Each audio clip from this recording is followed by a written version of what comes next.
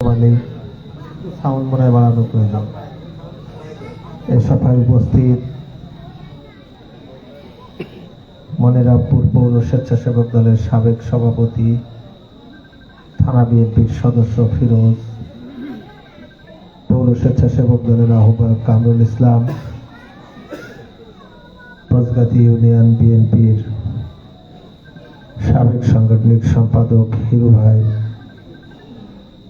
এখানে উপস্থিত বজগাতি ইউনিয়ন বিএনপির সাবেক যুগ্ম আহ্বায়ক কবির হোসেন, ডক্টর রবিউল, উপস্থিত এক সময়ের তুখোর ছাত্রনেতা যুব জাতীয়তাবাদী যুবদল মনিরামপুর থানা শাখার সংগ্রামী যুগ্ম আহ্বায়ক আসাদুজ্জামান খালেক, মহসিন, নাজমুল, এখানে উপস্থিত অনেক প্রিয় মানুষ, মনিরামপুরের দূর দূরান্ত থেকে আগত সংগ্রামী সাথী ভাইরা এবং প্রিয় মা বোনেরা, সকলের প্রতি আমার পক্ষ থেকে, বাংলাদেশ জাতীয়তাবাদী দলের পক্ষ থেকে শুভেচ্ছা এবং অভিনন্দন জ্ঞাপন করছি। প্রিয় ভাইরা, দীর্ঘক্ষণ ধরে আপনারা বক্তব্য শুনছেন। আমার মনে হয়েছে মাগরিব পূর্ব সময়ে হয়তোবা ধৈর্যচ্যুতি ঘটেছে, কিন্তু এখন সেটা আর মনে হচ্ছে না। সবাই স্ব জায়গায় ফিরে এসেছেন এবং এখন পর্যন্ত যতটুকু দেখছি এই মতবিনিময় সভাটি কানায় কানায় পূর্ণ হয়েছে। প্রিয় ভাইরা, এটি একটি মতবিনিময় সভা। এই মতটা কিসের মত, কেন বিনিময়, শুধু আমি বলবো আপনারা শুনবেন, এটি কিন্তু মত বিনিময় না। আমি বলবো আপনারা শুনবেন, আপনারা বলবেন, আমিও তার উত্তর দেব। এটি হচ্ছে মত বিনিময় সভা। দীর্ঘ ৩৮ বছরের রাজনৈতিক জীবনে এইটি একটি ছোট্ট ক্ষুদ্র সভা। বাংলাদেশের বহু প্রান্তে অনেক বড় বড় সভায় বিভিন্ন সময়ে বক্তব্য দেওয়ার সুযোগ হয়েছে, বহু মানুষের সান্নিধ্যে যাওয়ার সুযোগ হয়েছে, বহু মানুষের ভালোবাসায় সিক্ত হওয়ার সুযোগ হয়েছে, আবার বহুভাবে প্রাণ বিসর্জনের মুখোমুখিও হতে হয়েছে। দীর্ঘ সংগ্রামের প্রক্রিয়ায় দীর্ঘ পথ পাড়ি দিয়ে আজকের এ পর্বে আমি এখানে। প্রিয় ভাইরা, বক্তব্য যদি রাজনৈতিক মঞ্চের হয় সেটি গতানুগতিক হতে পারে। আমি একটু ভিন্নভাবে কথা বলি, মনে করেন আমি আপনাদের সাথে গল্প করছি। আচ্ছা বলেন তো, 53 বছর পার করে যে মানুষটির বয়স 54 বছর চলে, তাকে কি খুব ছোট বাচ্চা মানুষ বলা যায়? আমি 53 বছর পার করে 54 বছরে পদার্পণ করেছি। প্রিয় ভাইয়েরা, এই দীর্ঘ রাজনৈতিক জীবনে বহু নির্বাচনী লড়াইয়ে আমি শরিক হয়েছি,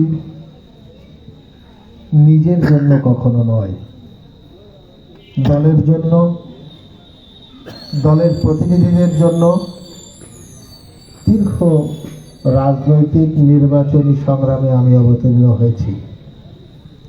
আমার নিজের থানা মনিরামপুরে হয়েছি, যশোরে হয়েছি, ঢাকায় হয়েছি। জাতীয়তাবাদী ছাত্র দলের 8 জন ছেলে আমরা যশোর এম এম বিশ্ববিদ্যালয় কলেজে প্রথম জাতীয়তাবাদী ছাত্র দলের রাজনীতির পদচারণা শুরু করেছিলাম।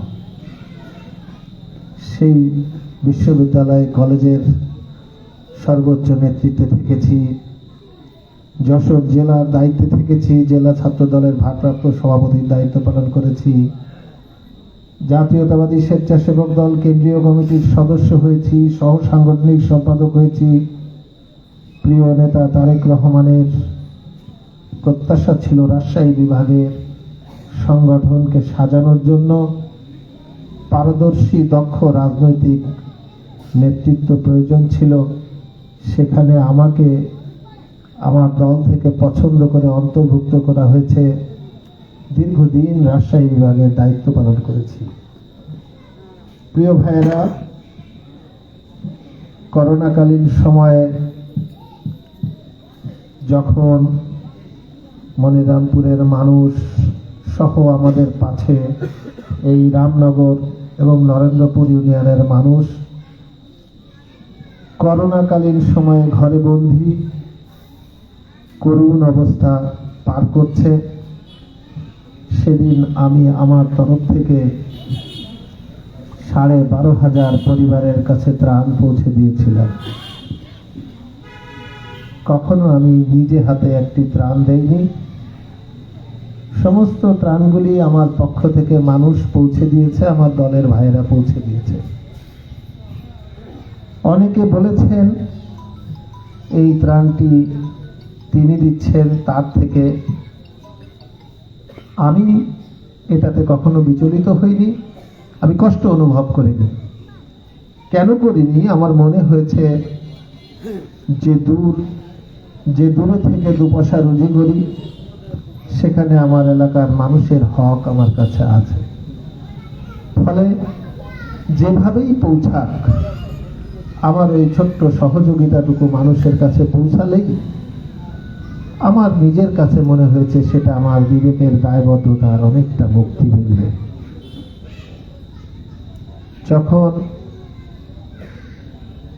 ভবদাহ সমস্যা, পানি নিমজ্জিত থাকে, সাধ্যমতো চেষ্টা করেছি। দীর্ঘ 17টি বছর দলের নেতা কর্মীরা নির্যাতিত, নিগৃহীত থেকেছেন, মামলা হামলায় জর্জরিত থেকেছেন, কারান্তরায় থেকেছেন। তাদের জামিন করতে, তাদের কারাগারে থাকার ব্যবস্থা করতে কত না পদক্ষেপ গ্রহণ করেছি। প্রিয় ভাইরা, আজকে দুটি কথা না বললেই নয়। এই বক্তব্যের শুরুতে যেহেতু ধানের শীষের নির্বাচন উপলক্ষে মতবিনিময় সভা, এই সভায় দাঁড়িয়ে শ্রদ্ধেয় মুরব্বী জনাব মোহাম্মদ মুসা সাহেবের আত্মার মাগফিরাত আমি বিশেষভাবে কামনা করছি। আপনারা জানেন, বিগত দীর্ঘ সময় ধরে মনিরামপুরের রাজনীতিতে এই মানুষটি জাতীয়তাবাদী দলের একজন গুরুজন হিসাবে বিরাজমান ছিলেন।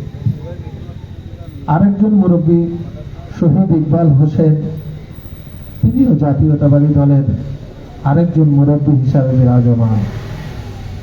অত্যন্ত পরিতাপের বিষয়,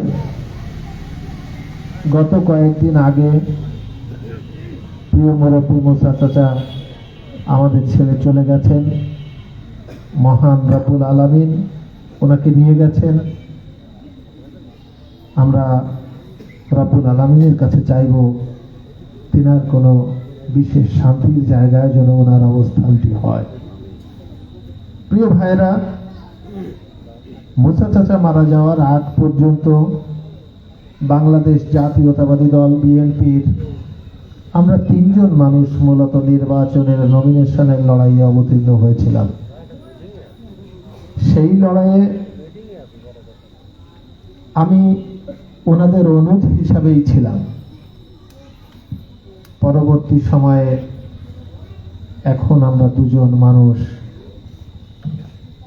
দলের জরিপ অনুযায়ী, বিভিন্ন সময়ের দলের সিদ্ধান্ত অনুযায়ী আমরা 2 জন মানুষই কিন্তু এখন প্রতিদ্বন্দ্বিতা করছি। আপনারা জেনে হয়তো খুশি হবেন, আমি গত পরশু রাতে ঢাকা থেকে এসেছি। গতকালকে আমি শহীদ মোহাম্মদ ইকবাল সাহেবের বাসায় গিয়েছিলাম। ওনার সাথে আমার রাজনৈতিক ভাবনার পার্থক্য থাকতে পারে, নির্বাচনী লড়াইয়ে মনোনয়নের প্রতিযোগিতার লড়াই থাকতে পারে, কিন্তু ধানের শীষের প্রশ্নে তো কোনো লড়াই নেই। উনি যদি ধানের শীষের মনোনয়ন পান, আমরা কি ধানের শীষের নির্বাচন করব না? আমি যদি নমিনেশন পাই, নিশ্চয়ই উনিও সেই কাজটি করবেন। সে কারণেই পারস্পরিক শ্রদ্ধা, ভালোবাসা, ভ্রাতৃত্ববোধ, সম্মান, স্নেহের জায়গা থেকেই পরস্পরের সাথে সুসম্পর্ক থাকাটাই রাজনৈতিক সংস্কৃতি বলে আমার মনে হয়েছে। প্রিয় ভাইরা, আপনারা যারা পিছে আছেন তারা কি আমার কথা শুনতে পাচ্ছেন? পিছে শুনতে পাচ্ছেন আমার কথা? প্রিয় ভাইরা, এই গ্রামে আমার জন্ম। আমার বাবা একজন ভাষা সৈনিক। আমার শ্রদ্ধেয় মুরব্বী মুসলিম মামা, উনি নামাজের আগে গেছেন, শরীরটা ভালো না। এই গ্রামেরই একজন বীর মুক্তিযোদ্ধা উনি। আমার চাচা একজন মুক্তিযোদ্ধা ছিলেন। আমার ডাইনে ডাক্তার আনোয়ার আলী বৃহত্তর যশোর জেলার প্রথম এমবিবিএস ডাক্তার ছিলেন। আমার পরিবারের অনেক মানুষের সাথে আপনাদের পরিচয় আছে। মানুষ হিসাবে কোনো ব্যক্তি কখনো বলতে পারবেন না যে আমি ভুলের ঊর্ধ্বে। অনুরূপভাবে আমিও কিন্তু ভুলের ঊর্ধ্বে নই। চলতে পথে ভুল আমার থাকতেই পারে। সেই ভুলগুলির জন্য অনুশোচনা প্রকাশ করছি। আপনাদের কাছে ভুলগুলোকে ভুলে যাওয়ার অনুরোধ করব। প্রিয় ভাইরা, মনিরাপুরের বিভিন্ন ইউনিয়ন থেকে এখানে নেতৃবৃন্দরা এসেছেন। মূলত ছোটবেলা থেকেই বিচরণ এই ঢাকুরিয়া ইউনিয়ন, হরিদাসকাটি, ভোজগাতি, কাশিমনগর, রামনগর ইউনিয়ন, এই অঞ্চলেই আমাদের বিচরণ। আজকে শুধু এতটুকু বলতে চাই, এই মনোনয়ন যুদ্ধে আমি সামনের কাতারের একজন সৈনিক। আপনারা সবাই যদি আমাকে আপনাদের প্রিয়জন বা আপনাদের ভাই বা স্নেহভাজন মনে করে আমাকে ধারণ করতে পারেন, আমার বিশ্বাস এই অঞ্চলের জন্য ভালো কিছু আমি বয়ে আনতে সক্ষম হব। রাজনৈতিক জীবনে 38 বছরে কখনো কেউ বলতে পারবে না কারো থেকে 500টি টাকা আমি চাঁদাবাজি করেছি, ছিনতাই করেছি, রাহাজানি করেছি, দখল করেছি, লুটপাট করেছি, এমনটি নজির আমার নেই। আমি জানি করিনি, সে নজিরগুলো আমার কিভাবে আসবে। সে কারণে বলতে চাই, 5 আগস্টের 2024-এর পরে আমাদের দলের অনেক নেতা এবং অনেকের প্রতি আপনাদের অনেক আক্রোশ, অভিমান, অনুরাগ, বিরাগের জন্ম নিয়েছে। অনেকেই মানুষকে কষ্ট দিয়েছে। আমি এতটুকু বলতে চাই, রব্বুল আলামিন যদি আমাকে এই জনপথের প্রতিনিধি হিসাবে কবুল করেন, সর্বপ্রথম অগ্রাধিকার ভিত্তিতে আমি যে দিকটি গুরুত্ব দেব সেটি হচ্ছে সমাজের প্রতিটি পর্বে ন্যায় প্রতিষ্ঠা করা। যদি ন্যায়টি প্রতিষ্ঠা হয়, একজন মানুষকে চাকরি দেওয়ার নাম বলে টাকা নিয়ে খেয়ে চাকরি দিতে পারলাম না, মেধাবী লোকটা চাকরি পেল না, এটা কি অন্যায় না? এই অন্যায়টি কিন্তু হবে না। একজনের জায়গা আরেকজন দখল করে নিচ্ছে, এটি অন্যায় না? ন্যায়টি যদি প্রতিষ্ঠা করা যায়, এই দখলবাজি কি থাকবে? একজন আরেকজনের কাছে চাঁদাবাজি করতে যাচ্ছে, যদি ন্যায়টি থাকে, এই চাঁদাবাজি কি করা যাবে? প্রশাসনের যে কর্মকর্তাদের কাছে আপনারা আপনাদের প্রয়োজনে যান, সেই প্রশাসনের কর্মকর্তারা ঘুষ বাণিজ্যের মাধ্যমে আপনাদেরকে বিভিন্ন বিড়ম্বনায় ফেলে, এটি কি অন্যায় না? যদি ন্যায়টি প্রতিষ্ঠা করা যায় তাহলে এই কষ্ট কি মানুষের থাকবে? যারা সমাজে মাদক দ্রব্য বিক্রি করছেন, কাজটি কি ন্যায় না অন্যায়? যদি ন্যায় থাকে তাহলে এই মাদক দ্রব্যের ব্যবসা কি থাকবে? যারা মাদক দ্রব্য গ্রহণ করছেন তারা প্রতিটা পরিবারের অভিশপ্ত জীবন হয়ে দাঁড়াচ্ছেন, এটি কি অন্যায় না? যদি ন্যায় থাকে তাহলে কি এটি হবে? আমি সবার কাছে প্রশ্ন করছি, এটি হবে কিনা? আমি কিন্তু মত বিনিময় করছি, আমি কিন্তু বক্তব্য দিচ্ছি না, আমি কিন্তু মত বিনিময় করছি।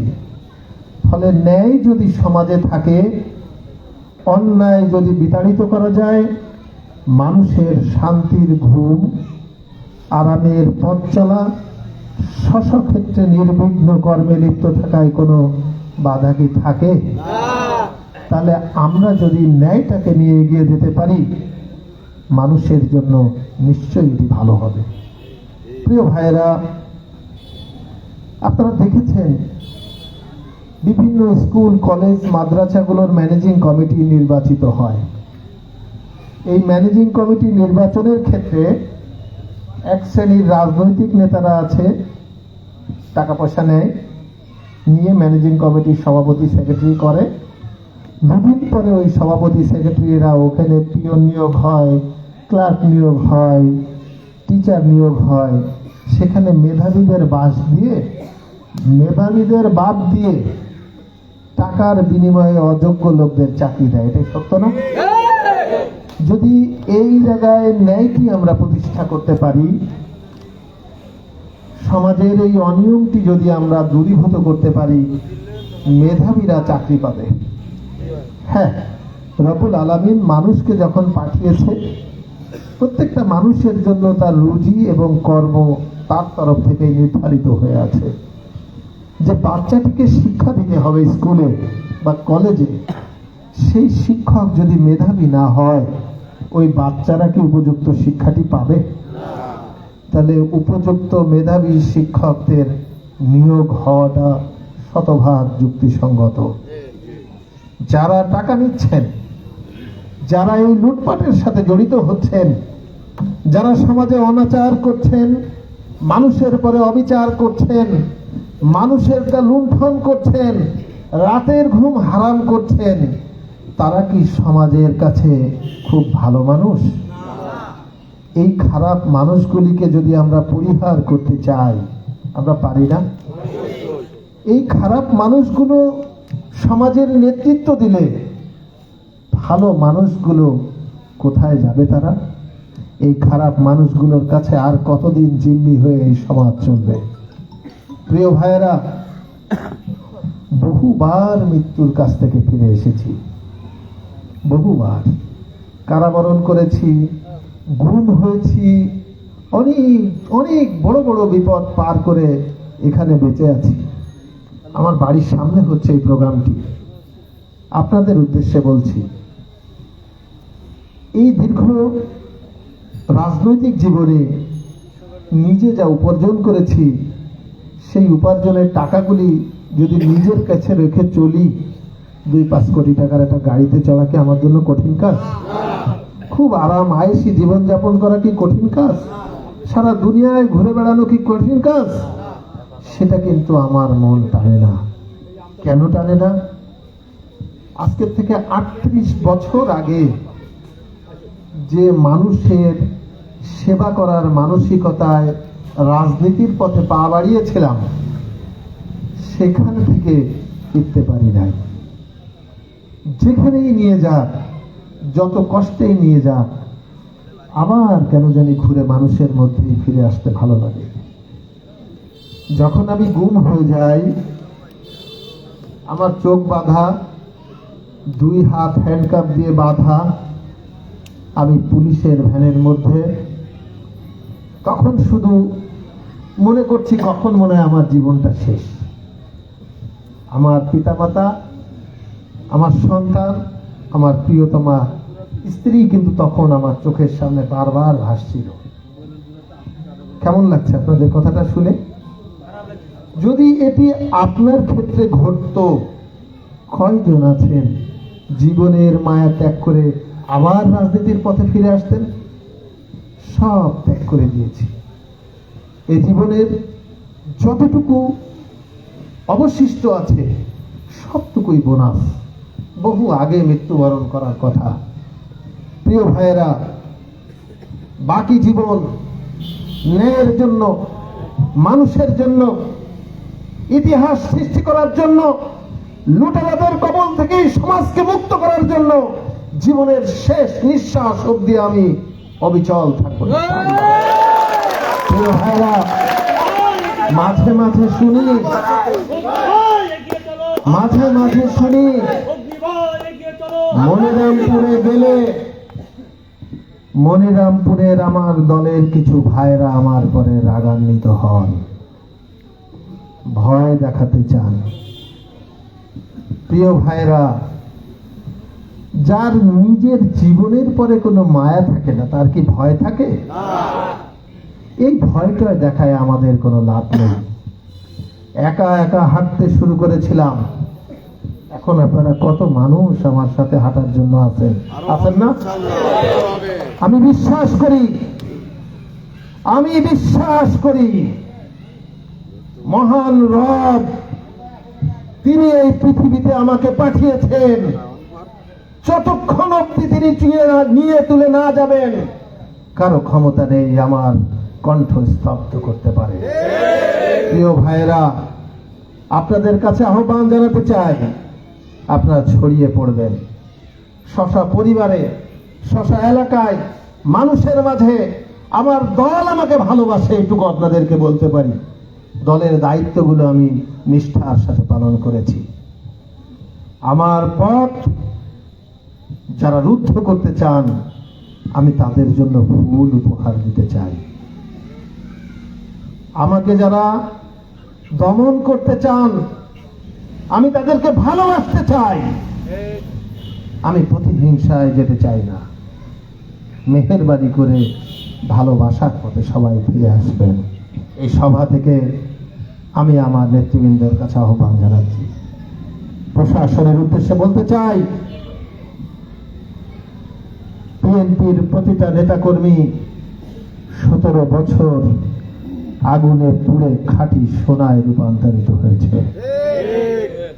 এই কর্মীদের অন্যায়ভাবে ভয় দিয়ে কোনো লাভ হবে না। আপনারা অন্যায়ভাবে ভয় দিতে চাবেন, আমরা অগ্নুৎপাত হিসাবে আবর্তিত হব। আপনারা ভয় দিতে চাবেন, আপনাদের পথ রোধ করে দেব আমরা। সময় আছে, দুর্বৃত্তায়ন মুক্ত হন, ঘুষ বাণিজ্য মুক্ত হন, মানুষের সেবায় ফিরে আসুন। এই জনপদের মানুষ বহু নিগৃহীত হয়েছে, সন্ত্রাসী এমপিদের কবলে বহু মানুষ সর্বশান্ত হয়েছে। এই মনিরামপুরে বহু উন্নয়নমূলক কর্মকাণ্ড অতীতে হয়েছে, সব কি শেষ হয়েছে? আগে যারা এমপি ছিলেন 100 টাকা আসলে 80 টাকা খেয়েছেন, 20 টাকা হয়তো কাজ করেছেন তো 20 টাকার কাজ হলেও তো করেছেন। 80 টাকা খেয়ে ফেলার জন্য যদি নিন্দা পায়, 20 টাকার কাজ করার জন্য প্রশংসারও তো তারা দাবিদার। আমি চাই এই জনপদের প্রতিনিধি হিসাবে মহান রব যদি আমাকে কবুল করেন, ইনশাআল্লাহ আমি 100 টাকায় মানুষের কল্যাণে সদ্ব্যবহারের ব্যবস্থা করব। প্রিয় ভাইরা, কখনো কানে আসে আমার রাজনৈতিক অধ্যায় নিয়ে ব্যঙ্গাত্মক কথা, বলতেই পারেন। আমি মত বিনিময় করছি আপনাদের সাথে, আমি বারবার বলছি আপনাদের সাথে কথা বলছি। আমার এই কথার মাঝে যদি কারো প্রশ্ন থাকে আমাকে করতে পারেন, আমি উত্তর দিতেও প্রস্তুত আছি। প্রিয় ভাইরা, এ পর্বে দাঁড়িয়ে আমার দলের কাছে আমি মনোনয়ন চাইব।